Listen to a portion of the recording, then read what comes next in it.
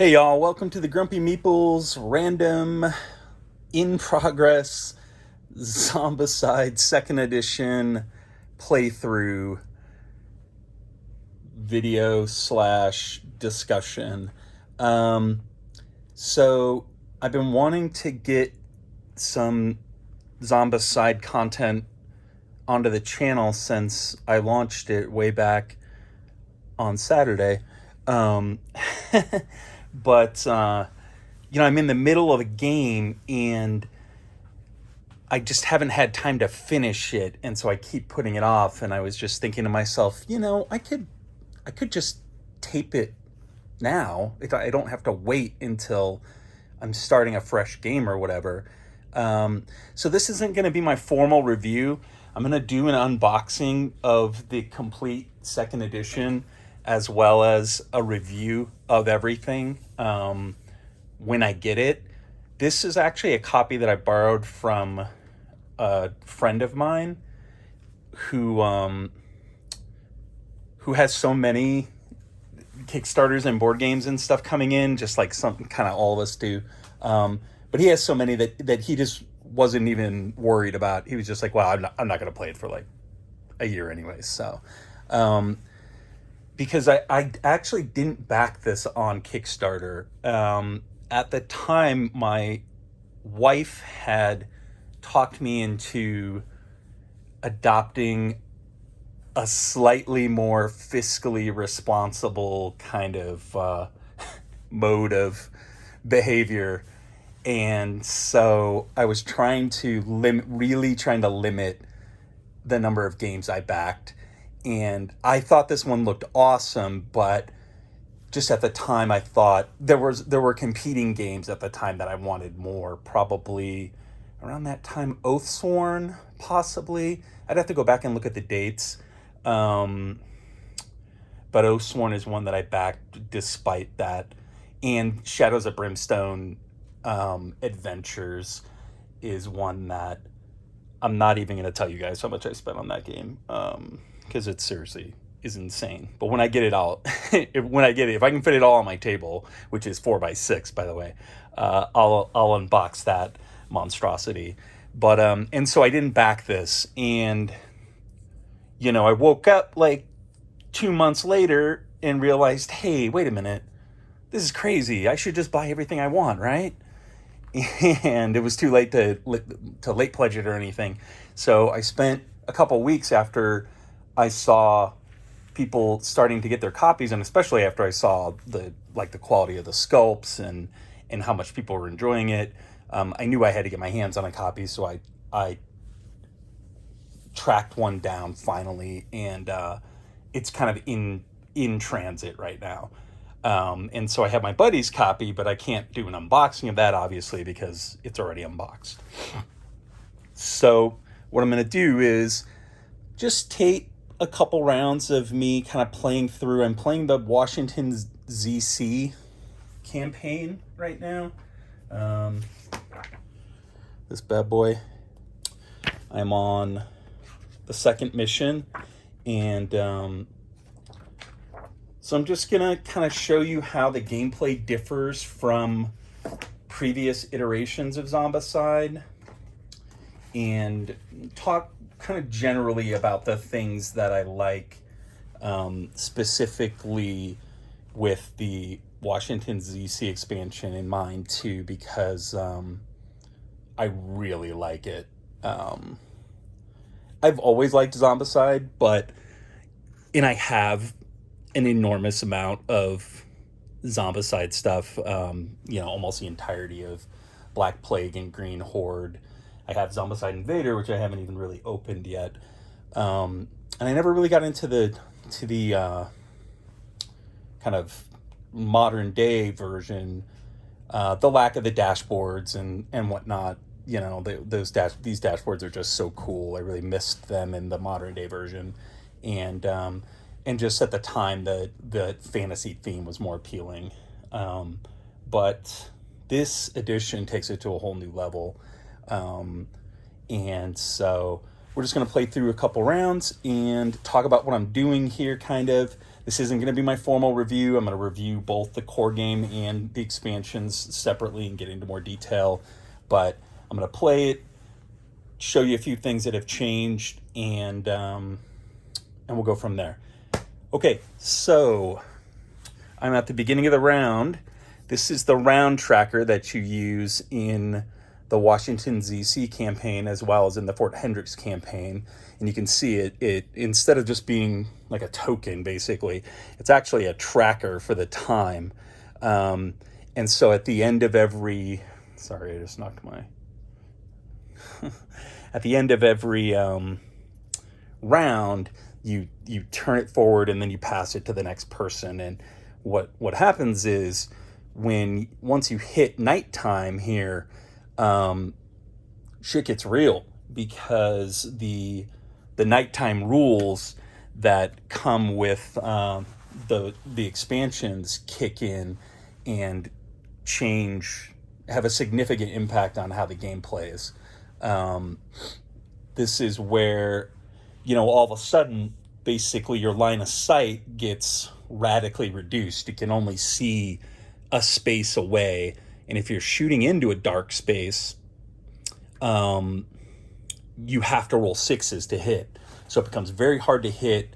But the zombies have the same issue. Their field of view is very limited as well. So it becomes a lot more about, gaming it to sneak around and using noise to manipulate people. Melee becomes a lot more important at night, which is a really interesting way of them getting past the issue of, well, if you have an auto shotgun, why would you want to have a katana?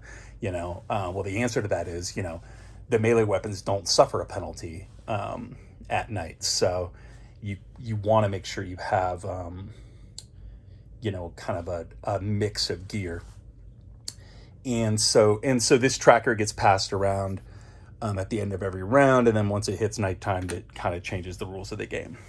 But we're right here now. I'm starting off with Tess here. I'm going to show you the boards, and I might just show it to you kind of the one time, and then so you can see she's got a couple of pretty decent weapons, nothing super crazy. She's got a Glock, and she's got the folding shovel. She's also got bloodlust melee, all-out bloodlust melee, which means she can do, bloodlust melee where she moves basically 2 spaces and then does a melee attack, but it has to be an all-out attack. The all-out mechanic is maybe my favorite thing about the expansion sets. I consider it to be essential for Zombicide going forward. I don't even really want to play, like, they've got to go back and redo the fantasy stuff and introduce these night mechanics and the campaign play especially, and the all-out system, because it's really cool, and it's a really simple, easy way to add just enough decision making to Zombicide to make it a little more a little meatier. So the way that mechanic works is you get a separate deck of equipment, a separate deck of and a separate Secret Service deck, which are these weapons with the kind of caution tape on the bottom, and they're more powerful than your kind of standard weapons. And all of the decks in this set, even the basic weapons, they all have this all-out mechanic on most of the weapons, maybe all of them actually, which you can see right here. So this gun, you get 1 shot, you got to hit with a 3. You can go all out with it though and roll another 3 dice. So, you roll 4 dice hitting on 3s. That's a big upgrade. The trade-off is the all-out dice have a break symbol on them. And so if you roll that break symbol during your attack, the weapon breaks. So you complete your attack, but you lose the weapon for the rest of the game, and then you have to throw it away.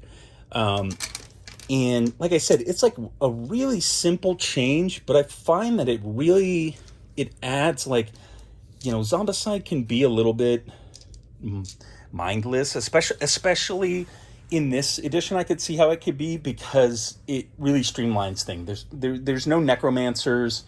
Um, the the rules for splitting zombies, when they would kind of split apart and multiply in Black Plague, don't exist anymore. They just kind of go their own way. Um, the doors are actually on the board now instead of putting down tokens. Same thing with the objective markers and stuff.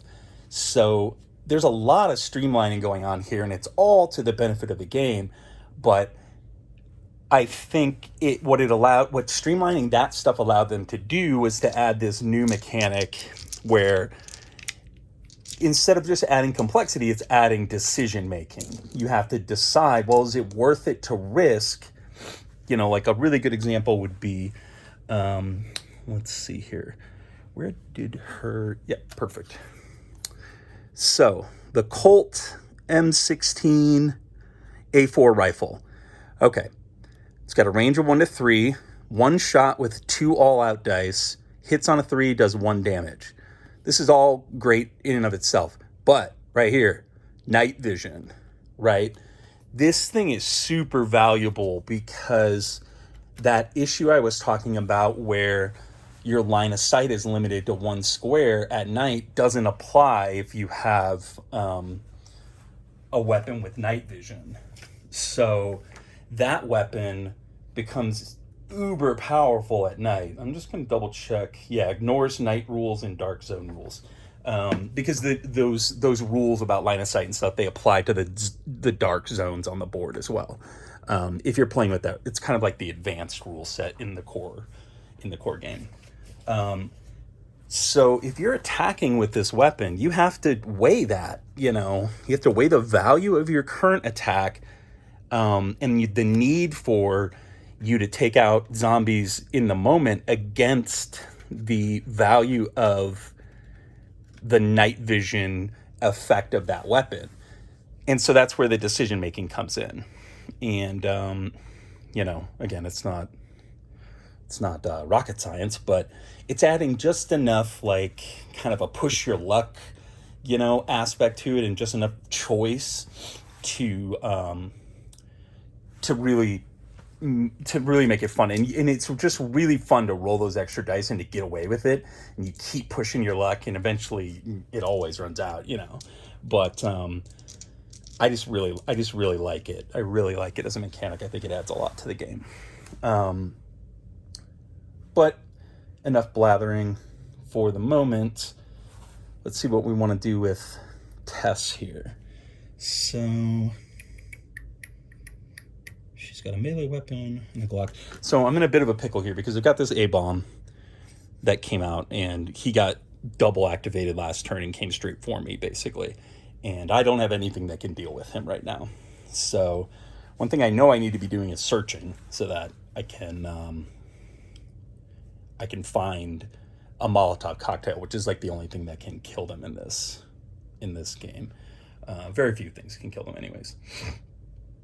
At the same time, the objective of the mission for me is to pick up all these objective cards. These are unique to the expansions, Washington, ZC, and Fort Hendricks. And this is another really cool thing that they added that really adds a lot of flavor and a lot of kind of, like light storytelling elements to the game, and can really change things up. That might be, you flip that card over and it might be a survivor that you had to, like in the previous mission, it was 2 little kids that I had to get out the children miniatures here, because the core game comes with adult and children survivors now. And I had to escort them for the rest of the mission, basically. And if I was successful in doing that, I got a bonus for it, So they were actually on the board with me, moving around. They're called companions in this version of the game. And that was just in a room, that on the board. And so that's the kind of thing that just would never have happened in the previous version of Black Plague, or something like that, or even modern Zombicide. They might have had something kind of similar to that, but it would have it would have had to kind of be in play from the beginning of the game because they don't have these narrative cards sitting out. Or it would be in the rule book and it would just kind of, I don't know, it wouldn't be as slick. So I need to pick up these cards is the point of that whole kind of tangent. But I need a way to deal with that abomination, and I also need to get out of his line of sight, and I need to spread out. Because once you're out of line of sight, these guys just go straight to the noisiest zone. And in this mission, this zone here, so basically we're making our way through Washington, D.C., and trying to get, I think, to the White House. Obviously, spoilers, I didn't mention this before, but still learning, guys, still learning. And so I think this represents like the way to the White House, the noise. And so there's this persistent noise on the board that's always going to be there, which means if I can get out of line of sight of these guys, they will start heading in this direction. And I can get that abomination to leave me alone until I find something that can kill him. And so that's what I need to do right now. And so I think I'll start off, and I think I will. So taking the card basically is an action. I'm going to take this, I'm going to take a look at it and decide if I want to show it or not.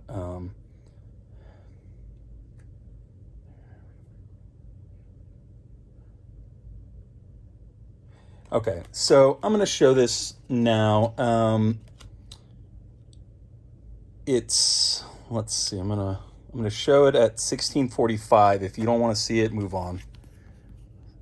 All right, so it says, a man with a white coat is hiding there, terrified. A few brave words are enough to reassure the physician and fill him with a sense of revenge. He's asking for a weapon to get the job done properly. You could also use his skills. What should we do? So the survivor makes a choice. Escort the physician, this is what I was talking about earlier. Place a survivor miniature, that wasn't used next to the survivor. He's a companion and the survivor is his leader. The physician has the medic skill. Or I can give him a weapon. Choose one weapon from the survivor's inventory and discard it. The doctor goes on to survive on his own. The survivor earns 5 AP. I think I'm actually going to go ahead and I'm going to give him a weapon because she hasn't leveled up yet, and I am already in the yellow zone, so I need to start leveling other people up. So I'm going to go ahead and do that. So she's going to discard, and I guess I didn't really think this through how I'm going to tell people to get back to the video. That's fine. So around 1750 is when the spoilers ended. Still learning, guys, still learning. So I've got the riot shield, which isn't actually a weapon. I've got the Glock, and I've got this folding shovel. I think I'm going to keep the shovel because it does 2 damage, and it's it'll be useful at nighttime, which is coming quick here. And so I get 5 AP for that, which levels her up. So just like Zombicide, any other Zombicide, basically when you level up, you get an extra action. So she has 3 remaining actions. So on her second action, she's going to search. So, and I have my cards in my handy dandy modular storage trays there. If you saw my review on those, I have it off screen, so but just wanted to show you that I do actually use it. It's not like BCW paid me to review it or something. I just got it, but I like it a lot. Okay, so she found a flashlight, which is actually really useful because if you have a flashlight, you can also mitigate the night by pulling this bad boy out, by turning it on, essentially. And what that'll do is you basically turn it on and then you decide how you want to orient it. And depending on how it's oriented at the time that zombies are moving around, it might attract them because if they see it, basically they'll come straight for you. But like if you were here and you oriented your light against this wall, these zombies aren't going to see it. And so there's some fun stuff you can do with that, and you can turn it on and off. But when you turn it on, you get your line of sight back to shoot. But for now, she's just going to take that. It's going to go on her little player dashboard until I need it. And she's got 2 remaining actions. So she's just gonna move twice. Okay, going on to Angelo. Where is Angelo? Angelo is right here. I'll show you some of the miniatures. The sculpts, the miniatures are pretty nice. I'm pretty happy. I'll be very happy when I get my copy. I'll be doing a video on what I call the grumpy guy's lazy paint job, where I'm going to show you guys how to paint all the zombies up basically in like less than an hour. Paint is a very kind of loaded term there. Let me see if I have one laying around. I had one earlier because I painted some samples. I don't think I do anymore. But anyways, basically what I'm going to do is I'm going to prime them and then slap some Army Painter quick shade on them. And I did a bunch of testing with a bunch of different colors, different primers and different undercoats, and watering things down and trying. And I just found that this is, like, with a game like this, there's so many miniatures. I'm never going to paint all this, ever paint even close to all this. And I don't like playing with partially painted sets. So what I'm going to do is I'm just going to paint, or I'm going to paint these, air quotes again, in a way that's just really going to bring out a ton of detail. It's not going to be, you know, painted. They're going to be basically black and white, but it looks really slick. And it really, the detail really explodes off of the miniature in this painted form. I wish I had one of my examples. I do have one of my Shadows of Brimstone guys. I mean, I can paint okay. Like, this is my gunslinger from Shadows of Brimstone. And, you know, I have friends, shout out to Bo, who this looks like dog shit compared to his work, you know. But I'm actually really happy with how that turned out. I can do it. It just takes me forever. And I would literally never get it painted. So I'm going to do this lazy man's job, at least on the zombies. And I'll undercoat like the expansion guys, like the soldiers from Fort Hendricks, in a slightly different tone so that they look a little bit different. So that, you know, when you're trying to move them around and you know who you're activating and whatnot. But I'll have a guide for that once my copy shows up. All that is a really weird aside to Angelo's activation here. He's already at the 2nd level. He doesn't have anything he can do to help her. So he's also going to search. Gets a totally useless pistol that he doesn't even have room for. So he's just going to throw that piece of garbage away.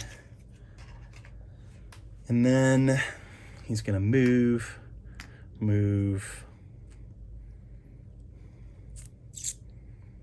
and move again, which is going to put him kind of in danger from that fatty, but I got to spread these guys out, or each survivor counts as a space. Actually, you know what? He can just stop there. Counts as a noise in their space. And so what you don't want to do, especially in a game like this where they're giving you an out, right? They're giving you a spot that has 6 noise on it. That's a lot of noise. As long as you're not bunching up and blasting away with auto shotguns and stuff, you're not going to override that noise, and you can trick the zombies into going that way. And so, but I think this is fine, even bunching up that much. What I don't want to do necessarily is move these guys into that same space. I'm going to try and get them into that next room. So he's going to move there, and I don't really think there's anything else he can or needs to do. I suppose he could do a trade action and give Tess, who just lost her Glock, gave it to the doctor. Which, again, isn't that really cool? Like, to be able to even, sorry if it's spoiling for anybody, but even that level of narrative, like, mid-game in Zombicide is pretty cool. But anyways, he's going to replace the weapon that she lost, and that'll be it for him. So Anton is up next. He's the yellow guy. Okay, so he's right there. So he's going to go What the hell is he gonna do? I don't have anything that can kill the fatty, so he's gonna go 1, 2, and then he's just gonna go 3. And you can see these cards are really cool because they're designed to kind of blend into the scenery, which I really like. And that's all he's gonna do, which is, that's one of those classic moves that when you're playing multiplayer Zombicide, nobody wants to make that move. And so they'll always do something like reckless. Like nobody wants to just be the guy who just opens the door or has to skip a turn, you know? When you're playing solo, it's a lot easier to get that done. But sometimes it's literally the best idea, like tactically, to just kind of chill. But much easier to manage when it's just you. So Ashley's up next. You can see Ashley right here. I'm really happy that I was able to actually get the dashboards on the screen. She hasn't leveled up yet either, so she's gonna go 1,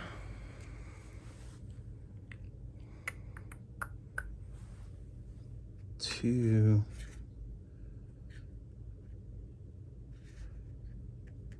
I think she's just gonna stop there. She'll wait for him because she's got a couple of nice melee weapons so she can take him out. Justin is up next in the purple. So I'm just gonna double check the dark rules again. Dark zones. Right, ranged attacks aimed at dark zones have accuracy 6.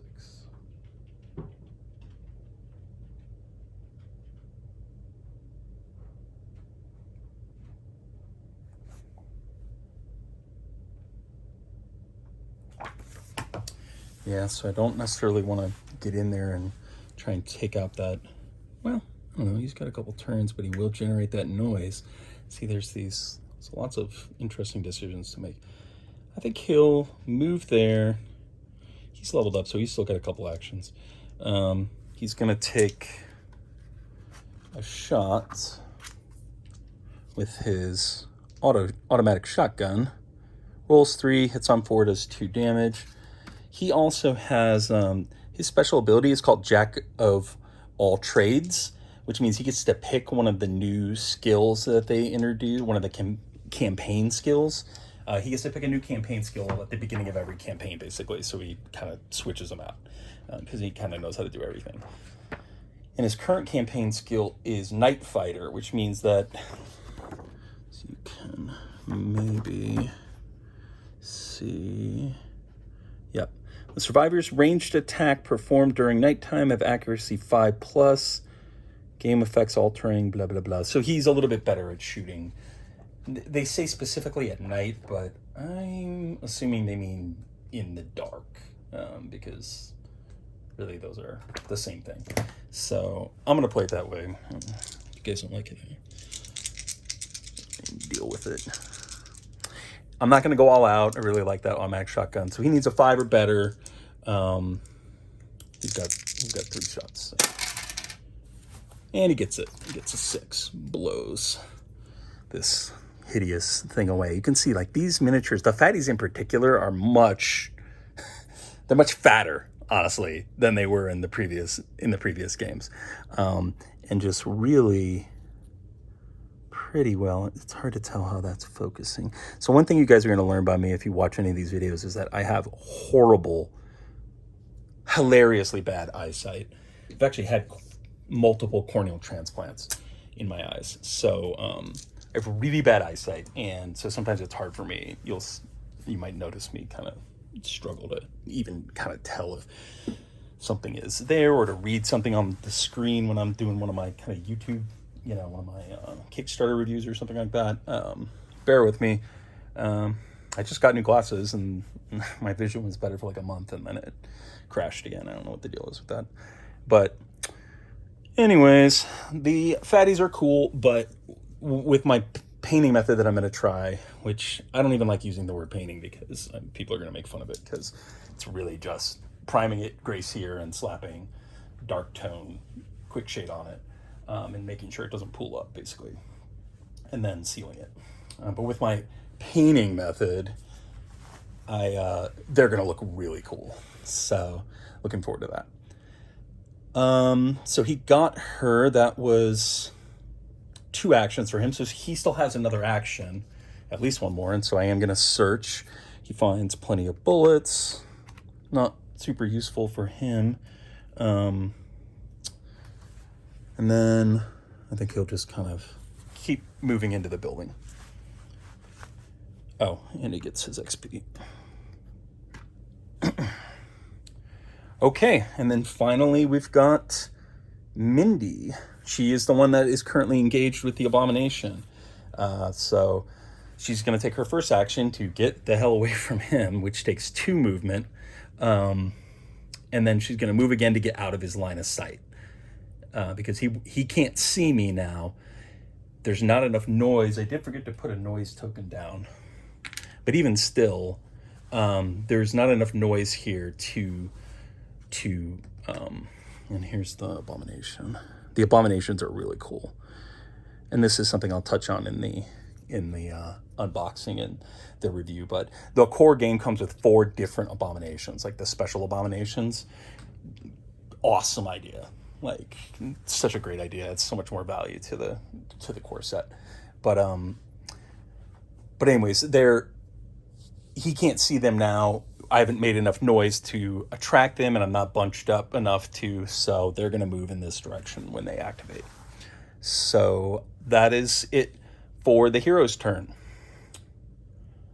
Next up, we've got the enemy activation, the zombie turn. So just kind of starting off biggest to lowest. The A-bomb's going to move towards this noise. This fatty's going to move. That's the only fatty I had. These guys are runners. They are going to move. Now, the interesting thing here is as soon as they get to this space on the edge of the board, they don't actually disappear. In the previous game, they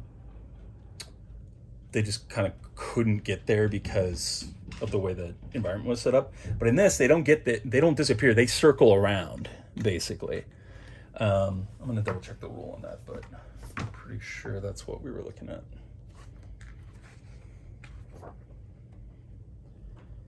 Yeah. Spoilers, obviously. Place 6 noise tokens in the indicated zone. Any zombie starting a move step in this zone is immediately placed on the starting spawn zone. Okay, so they don't move yet, but they will. They go there. These are runners too, so they also will run there. The runners in this too, another kind of nice touch if you're not going to paint. The runners are a different shade, which I really appreciate because it does make them easier to find. And then all these walkers are going to move, so these assholes are just going to move up here.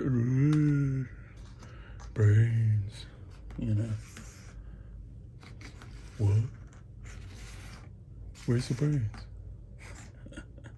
Love this stuff. Okay, so that's it for their activation, and now we're going to spawn. So we're going to pull, starting with this spawn point right here. And we are on the yellow level. We pull 3 walkers. Get him out there. Boom. Next up, we are spawning. There's a spawn point right here. You might not be able to see it. 5 walkers. Okay. So I'm starting to get low on walkers, which is not good because, as you may know, Zombicide, and it's true in this version as well, if you run out of a miniature and you need to spawn them, then they just get to activate, which gets really unpredictable. All of them get to activate, and that's never good. So, and then we've got the final spawn spot right over there. It's an extra activation for all fatties. There's only 1 fatty out, and she moves there. Check my rules. Yep. Only other thing I need to do is remove any noise tokens the rules specify that these noise tokens do not get removed at the end of the round. And then we take our nighttime tracker and we just turn it, boop, and we pass it to the next guy, which I guess I'm going counterclockwise. So that's it. That's a round of Zombicide 2nd edition with the Washington ZC expansion and kind of some of my thoughts on it. I'll be covering this game in more detail in the future as soon as I get my freaking pledges. I don't know if you guys have shipped or had anything shipped to you by the amazing USPS, but man, there's something going on there because this thing is like a week late and there is no tracking information, like no tracking information. It doesn't, I don't even have a way to verify that it got sent to the right address, to be honest, because the USPS tracking is so bad. It doesn't tell you the weight of the product. It doesn't tell you who sent it or who they sent it to. People have said, well, if you sign up for if you sign up for an account, you can get some kind of elevated tracking. I haven't seen any difference there. So, but the point is, the freaking Newman from Seinfeld lost my damn Zombicide pledge, and so I'm still playing with my buddies. And if it takes long enough, I will just review it based off of this and skip the unboxing, but I was hoping to be able to unbox it too. And then the other thing that's going to be coming later this week is an unboxing, a review, and a ton of, probably not the gameplay this week, but there's going to be gameplay coming in the next couple weeks of Chronicles of Drunagor. If you guys haven't seen that one, I wouldn't be surprised. It was a smaller Kickstarter, and even I didn't back it. It also came out during my self-imposed fleeting fiscal responsibility phase, and so I skipped it and I had to track it down. Luckily I was able to do so at a store in Georgia, I want to say. They were really nice and they said, yeah, we'll mail it to you, I don't care, whatever, pay us enough money. So I didn't get it off of eBay, and I was still able to get it and to get basically everything. So that's coming. That game looks really cool. I'm really excited about that and about getting to show you guys that, because they have another Kickstarter coming sometime this year, I believe, where there's going to be an expansion and a reprint of some kind. I don't think they've specified yet to what degree, but so lots of fun stuff coming. Thanks for joining me, and I will talk to you later.